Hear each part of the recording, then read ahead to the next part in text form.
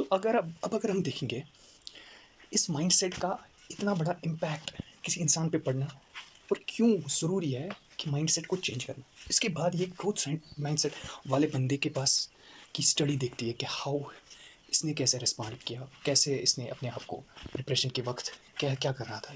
तो जितना उस इन बंदों को डिप्रेशन होता था उतना ज़्यादा ये मेहनत पुट ऑन करते थे। ये उस डिप्रेशन को खुद पे हावी होने देते ही नहीं थे। ये कोशिश करते थे अगर इनका कोई काम हो, हाँ ये डिप्रेस्ड है, ये फिर भी उठते थे और वो काम करते रहते थे, छोड़ते नहीं थे।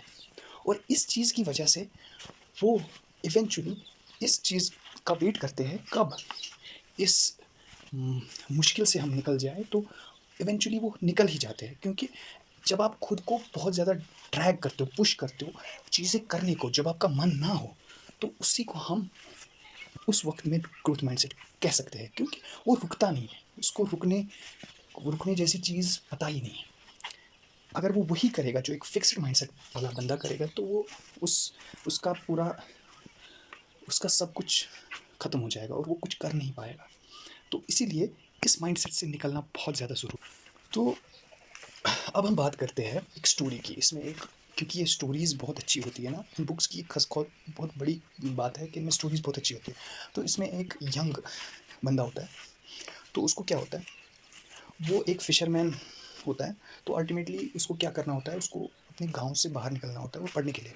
तो जब वो बाहर पढ़ने के लिए जाता है तो उसको कोर्स बहुत ही ज़्यादा मुश्किल होता है। तो उसकी वजह से वो बहुत ज़्यादा डिप्रेस होता है।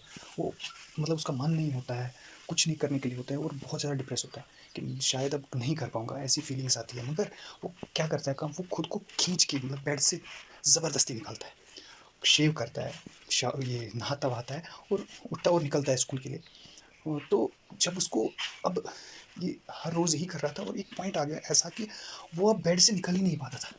इतना ज़्यादा लो पॉइंट आ गया था उसको यहाँ। तो अब वो एक टीचिंग असिस्टेंट के पास गया जो उसको साइकोलॉजी में थी, और उसके पास वो गया उसके पास, वो एक लड़का था। तो उससे पूछा कि ऐसा मुझे मुझे ऐसे डिप्रेशन है तो मैं क्या करूँ? तो उसने वहाँ से जवाब दिया, क्या तुम क्लासेस देते हो? उसने बोला हाँ।